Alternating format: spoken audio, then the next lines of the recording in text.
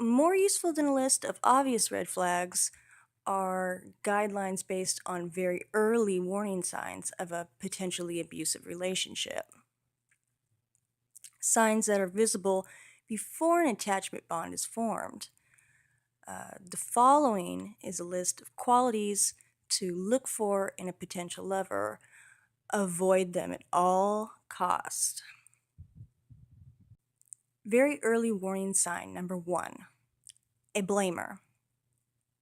Avoid anyone who blames his negative feelings and bad luck on someone else.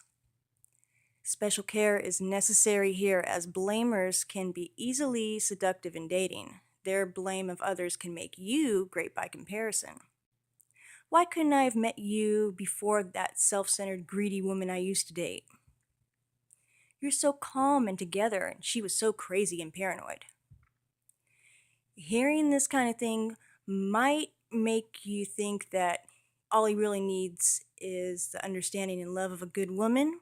This disastrous assumption flies in the face of the law of blame.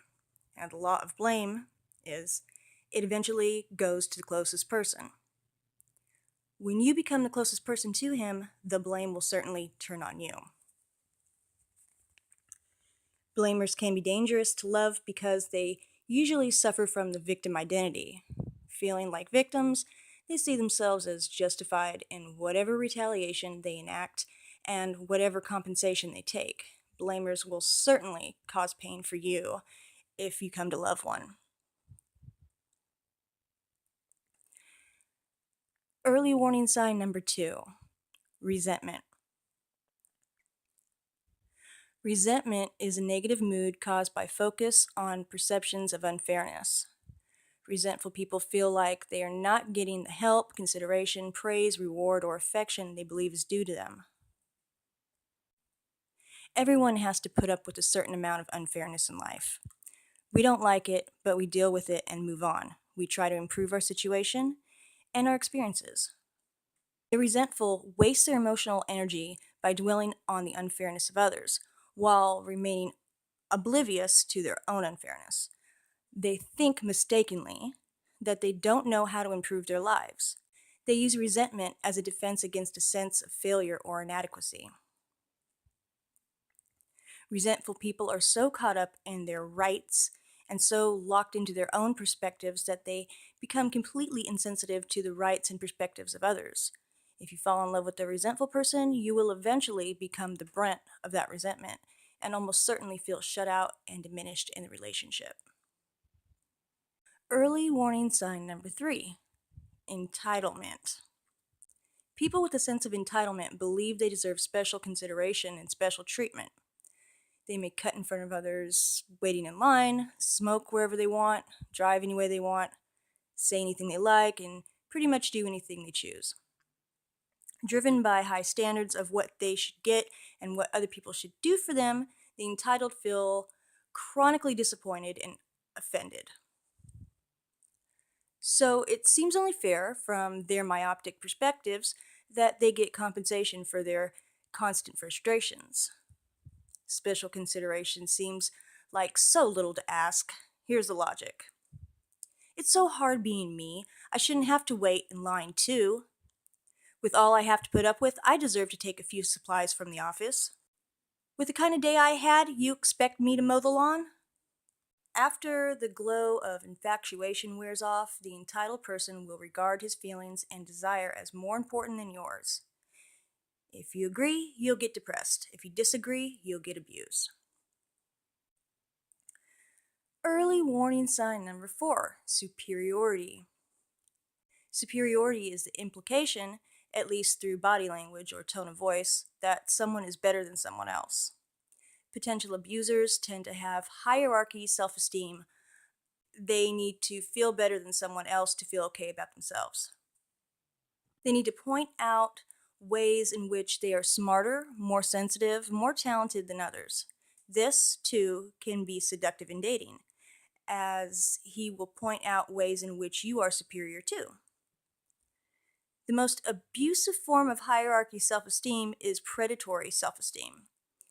To feel good about themselves, persons with predatory self-esteem need to make the other people feel bad about themselves.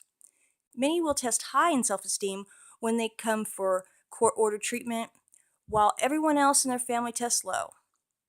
But once intervention increases, the self-esteem of the emotionally beaten down spouse and children who then no longer internalize the put-downs, the predator's self-esteem invariably declines. Very early warning sign number 5, pettiness. If he makes a big deal out of nothing or focuses on one small negative aspect of an issue, a relationship with him will be disastrous. This might show itself as being extremely particular about how his food is prepared in a restaurant, or seeming impatient if someone drops something. In a love relationship, his petty attitudes and behavior will make you feel reduced to some small mistake, as if nothing you have ever done right in your life matters. You will feel criticized and diminished for the smallest infractions, real or imagined. Warning sign number 7 is deceit, intentional and unintentional. Unintentional deceit happens all the time in dating due to what's called the dating self. We all try to put the best face possible in dating. This kind of unintentional exaggeration is meant less to deceive than to motivate the self. The exaggerator really wants to develop the qualities you like. He's not just quite there yet. Of course, the dating self often includes blatant deception, as in, oh, did I tell you that I went to Harvard? Or, yes, I know some rich and famous people. Deceit shows a low level of self-respect and respect for you.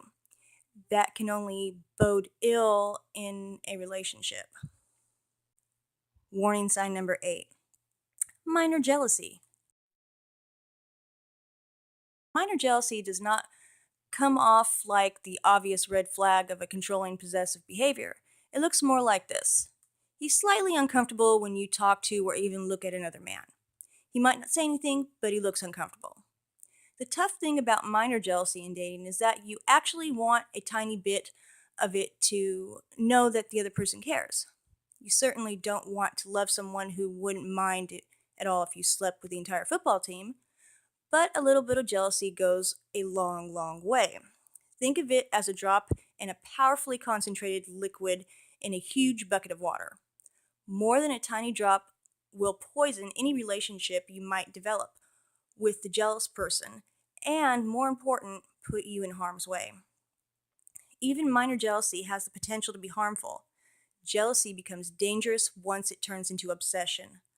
The more we obsess about something, the more imagination takes over. Jealousy is the only naturally occurring emotion that can cause psychosis, which is the inability to tell what is really happening from what is in your head. Most severe violence in relationship involves some form of jealousy. Warning sign number 9, rusher. Guys who go too fast, defined as whatever makes you uncomfortable, do not respect boundaries. One definition of abuse is that which violates personal boundaries. It is not flattering that someone wants you so much that he does not care about whether you are comfortable. Make sure that any man you become interested in shows respect for your comfort level in all senses of the word. If you've enjoyed this video and found it helpful, please give it a like. If you'd like to see more videos from me in the future, subscribe. Thanks for watching.